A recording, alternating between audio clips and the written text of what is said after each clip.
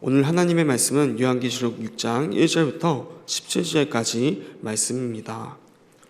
오늘 하나님의 말씀 요한계시록 6장 1절부터 17절까지 말씀입니다. 다 찾은 줄 알고 함께 1절부터 함께 합독하도록 하겠습니다. 함께 오시겠습니다.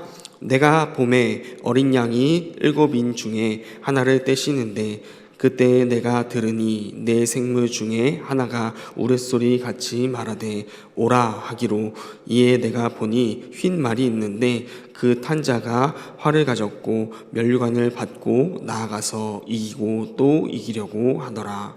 둘째 인을 떼실 때에 내가 들으니 둘째 생물이 말하되 오라 하니, 이에 다른 붉은 말이 나오더라. 그 탄 자가 허락을 받아 땅에서 화평을 제하여 버리며 서로 죽이게 하고 또 큰 칼을 받았더라. 셋째 인을 떼실 때에 내가 들으니 셋째 생물이 말하되 오라 하기로, 내가 보니 검은 말이 나오는데 그 탄 자가 손에 거울을 가졌더라. 내가 내 생물 사이로부터 나는 듯한 음성을 들으니 이르되 한 데나리온에 밀 한 되요 한 데나리온에 보리 석대로다. 또 감람류야 포도주는 해치지 말라 하더라.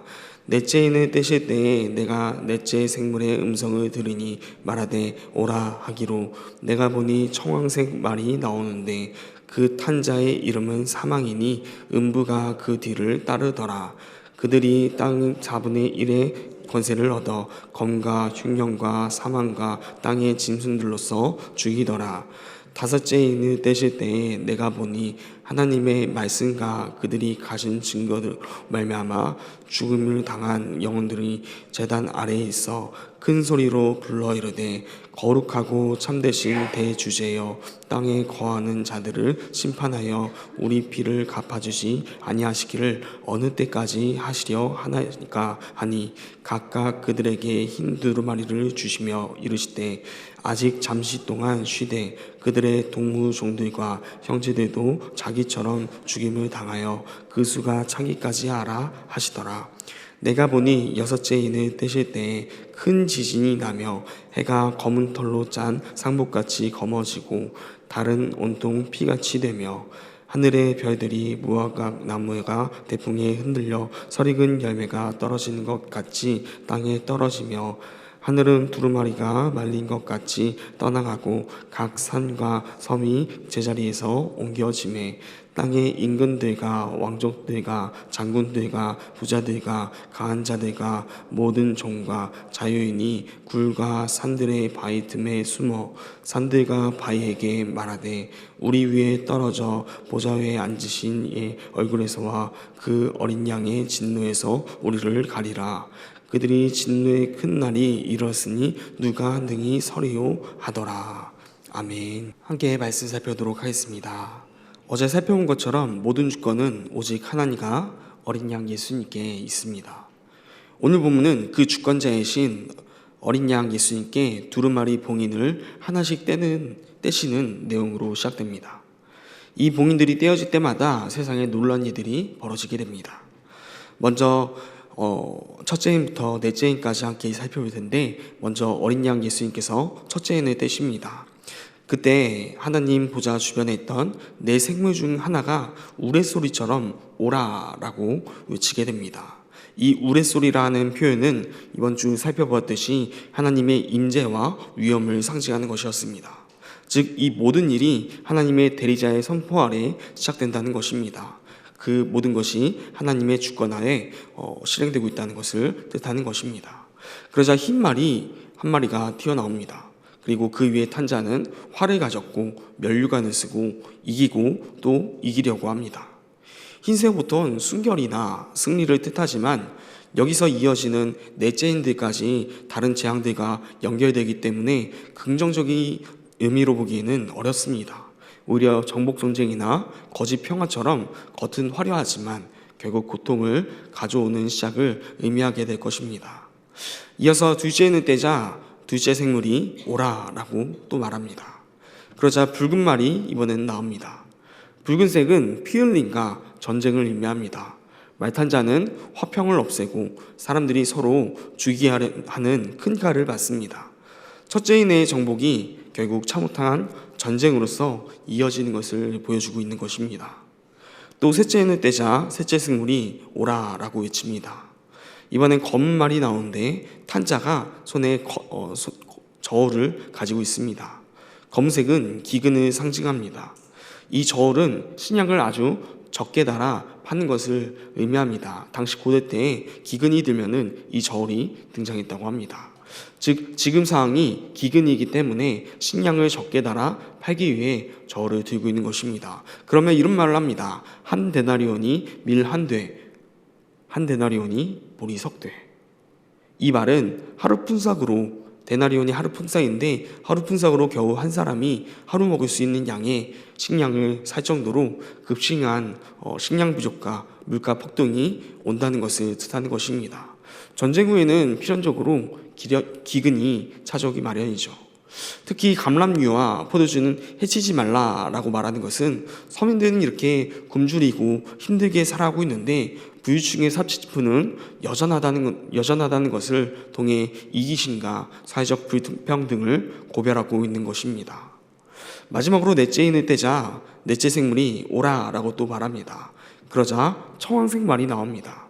이 청황색으로 쓰인 헬러 클로로스는 원래 푸른 녹색이지만 말탄자가 사망이라는 이름이고 또 그 뒤에 음부가 따릅니다. 이는 생명의 색과 상반되는 질병과 또 전염병으로 인한 죽음의 색을 의미하게 되기 때문입니다. 결국 이 말은 검과 전쟁, 흉년, 기근, 사망, 질병과 전염병, 그리고 맹수로 인한 많은 사람이 죽게 되는 총체적인 죽음과 파멸을 보여줍니다.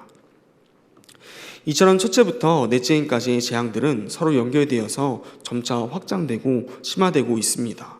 정복은 전쟁을, 또 전쟁은 기근을, 기근은 질병과 죽음을 가져오게 되는 것입니다. 이것이 바로 인류의 죄가 결국 스스로에게 불러오는 비극적인 결과들일 것입니다. 그러나 우리가 기억해야 할 중요한 사항은 이 모든 무섭고 끔찍한 재앙들조차 누가 시작하고 허락하신가입니다. 바로 이는 되시는 어린 양 예수님께서 명령하시는 것입니다. 이 모든 것이 주님의 주권 아래 벌어지는 일이라는 것입니다. 그래서 재앙이 시작되기 전에 4장과 5장에서 하나님과 어린 양의 주권을 강조하며 예배하는 모습이 먼저 등장하고 있는 것입니다. 여기까지가 넷째인입니다. 넷째인까지는 내 생물이 돌아가면서 말하면서 통일성을 보여줍니다. 그리고 그 재앙들이 서로 연결되어 있으며 점점 확장되는 모습까지 보여주고 있습니다. 그러면서 심판이 시작되게 된 이유가 결국 전쟁부터 시작된 인간의 죄 때문임을 밝히고 있는 것이죠. 여기서 언급되는 것은 정복과 전쟁이지만 단순히 전쟁만을 죄를 의미하지는 않을 것입니다. 사람들의 죄의 시작이 결국 심판으로 연결됨을 말하고 있는 것이기 때문입니다. 결국 모든 죄가 재앙의 시작임을 말하는 것이죠. 우리 가운데 죄는 없습니까? 본문 통해서 우리의 죄로서도 재앙이 시작될 수 있음을 말하고 있는 것입니다. 그 다음이 다섯째입니다. 넷째까지는 재앙들과 전혀 다른 전개를 보여주고 있습니다. 여기서는 재앙이라기보다는 심판의 정당성에 대해서 말하고 있습니다. 재앙 자체가 나타나기보다는 고통받는 이들이 그 모습들이 나타납니다. 넷째인의 대신이 하나님의 말씀과 또 믿음 때문에 죽임을 당한 순교자들의 영혼들이 제단 아래에 있습니다. 그 순교자들이 큰 소리로 외칩니다. 거룩하고 참되신 대주제여, 땅에 사는 자들을 심판하여 우리 피를 갚아주지 아니하시기를 어느 때까지 하시려 하나이까. 순교자들은 단순히 지금 복수를 원하는 것이 아닙니다. 그들은 하나님의 공의와 정의가 이 땅에 올바로 서게 해달라고 간구하고 있는 것입니다. 이것은 하나님께서 왜 이처럼 무서운 심판을, 재앙을 세상에 내리신지에 대한 가장 중요한 이유를 보여주는 것입니다. 바로 하나님의 백성이 당한 불의한 고난에 대한 하나님의 공의로운 응답인 것입니다. 우리가 살면서 겪는 어려움 속에서 하나님이 침묵하신 것 같을 때도 많지만 그분은 우리의 모든 고통을 아시고 기억하시며 반드시 공의를 행하신 분임을 이 장면을 통해서 보여주고 있는 것입니다. 그런 그들에게 각각 흰 두루마기를 주십니다. 그것은 그들이 의롭다는 하늘의 선언이며 또 믿는 자들을 핍박하는 자들이 결국 심판받게 될 것이라는 확신을, 공의로운 심판이 임할 것임을 확신을 주는 것입니다. 그리고 말씀하십니다. 아직 잠시 동안 쉬되 그들의 동무종들과 형제들도 자기처럼 죽임을 당하여 그 수가 차기까지 하라. 이 말은 순교가 아직 끝난 것이 아니며 하나님 나라가 완성되기 위해서는 이 성도들의 고난이 어떻게 보면 필연적임을 보여주는 것입니다. 하지만 동시에 하나님의 인내와 그분의 정하신 때가 있음을 알려주는 것이기도 하죠. 이 다섯째 인을 통하여서 하나님은 심판의 정당성을 말씀하시는 것입니다. 하나님이 죄인들을 심판할 수밖에 없는 이유는 그것이 공의이자 정의이기 때문입니다. 순교자들이 큰 소리로 어느 때입니까? 라고 묻는 것도 아까 말씀드렸듯이 단순한 자기의 복수를 원하는 것이 아니라 이 하나님의 공의가 세워지고 세상 가운데 오직 하나님께만 영광 돌리는 소리만 울려 퍼지기를, 더 이상 그런 자들이 순교가 일어나지 않기를 바라는 마음으로 큰 소리로 외치고 있는 것입니다. 즉 그 하나님의 정의와 공의를 위해서라도 하나님의 심판은 이루어질 수밖에 없다는 것입니다. 이제 여섯째 인입니다. 여섯째 인을 떼시자 큰 지진이 일어나고 해와 달과 별들이 변하며 하늘이 두루마리처럼 말리고 산과 섬이 옮겨지는 등 우주적인 대변동이 일어나고 있습니다. 이는 하나님의 진노가 세상에 전면적으로 임하기 시작했음을 보여줍니다. 그리고 최후의 심판이 얼마나 강력하고 피할 수 없는지도 나타내고 있습니다. 이 거대한 심판 앞에서 땅의 왕들, 또 부자들, 강한 자들을 포함한 모든 사람들이 두려워하며 수무려하지만 어린 양의 진노에서 누가 능히 서리요? 라고 외치고 있죠. 아무도 그 진노, 그 심판에서 피할 수 없을 것임을 말씀하고 있는 것입니다. 하나님 앞에서 인간의 모든 권세는 아무런 소용이 없습니다. 그저 무력할 뿐임을 나타내고 있는 것입니다. 하나님의 심판 앞에서 그 어떤 것도 의미가 없다는 것입니다. 세상의 지위, 또한 세상의 재물, 또한 세상의 지식, 세상의 힘, 그 어떤 것도 심판을 피하는데 도움을 주지 못하고 있습니다. 혹시 우리 가운데 이러한 세상적인 것을 쫓는 마음은 없습니까? 오늘 하루를 시작하는 데 있어서 어떤 걱정거리가 있으십니까? 아니면 오늘 하루 시작함에 있어서 어떤 목표를 갖고 계십니까? 정말로 세상적인 것과 관련된 것이 하나도 없음을 단언할 수 있으십니까? 만일 우리가 이 말씀 앞에서 삶을 시작한다면 그 말씀보다, 그 성경 기준보다, 하나님보다, 예수님보다 세상 것을 한순간이라도 중요하게 여긴다면 그것이 바로 우리의 우상이 될 것입니다. 그리고 하나님의 심판의 때에는 그러한 세상적인 모든 우상들은 아무런 쓸모가 없다는 것입니다. 우리는 오늘 하루를 살아가면서 세상적인 것에 얼마나 매달리고 있습니까? 혹시 하나님의 복음과 그 말씀보다 세상 것을 더 중요하게 여기는 마음은 있지는 않습니까? 오늘 우리는 요한계시록 6장을 통해서 세상의 재앙과 고통이 결코 우연히 일어나는 것이 아님을 함께 살펴보고 있습니다. 첫째 인부터 여섯째 인까지 모든 재앙은 어린 양의 예수님 주권 아래 그리고 하나님의 공의로운 심판의 계획 안에서 진행되고 있다는 것입니다. 세상의 죄와 불의는 반드시 그 대가를 치를 것이며 그 가정 속에서 믿는 자들의 고난 또한 헛되지 않다는 것입니다. 우리가 사는 이 세대에도 전쟁과 질병과 기근 그리고 다양한 불의와 고통이 끊이지 않고 계속해서 이어지고 있습니다. 때론 이 모든 것들이 무의미하고 절망적으로 느껴질 수도 있습니다. 하지만 오늘 말씀은 우리에게 분명히 선포하고 있습니다. 모든 고통 속에서 하나님을 주권을 신뢰하라고 말하고 있습니다. 우리의 삶과 세상에서 벌어지는 모든 일이 하나님의 통제 밖에 있지 않다는 것을 분명하게 밝히고 있는 것입니다. 재앙조차 주님의 허락 아래 그분의 큰 계획 속에서 움직이고 있다는 것입니다. 이 확신이 우리에게 흔들리지 않은 평안을 줄 수 있다는 것입니다. 세상의 불의에 대한 하나님의 공의를 소망하시기 바랍니다. 순교자들의 탄원처럼 우리의 고난과 또 흘리는 눈물은 하나님께 상달되게 될 것입니다. 또 하나님은 불의를 보고 계시며 반드시 그분의 공의로서 갚아주실 것입니다.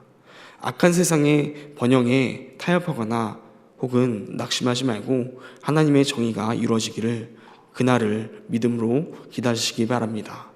인내하며 주님을 증거한 삶을 사시기 바랍니다. 살펴봤듯이 그 심판의 때에는 세상의 지위도, 재물도, 지식도, 힘도 그 어떤 것도 도움을 주지 못한다는 것입니다. 그런데 이러한 것들 믿는 자들은 우리들도 바라고 혹시 따라가는 길은 아닙니까? 오늘 하루 어떻게 살아가기 원하십니까? 진정으로 세상 것들에 휘둘리지 않고 하나님만을 바라보며 살아가실 수 있겠습니까? 요한계시록 성도들은 그러한 고난과 유혹 중에서도 믿음을 지키며 주님을 증거함으로써 승리하며 나아가고 있습니다.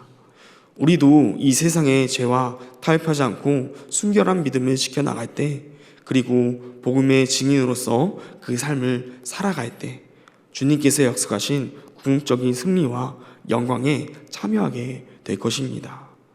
잠시 동안의 고난 뒤에는 영원한 안식과 보상이 있음을 기억하시기 바랍니다.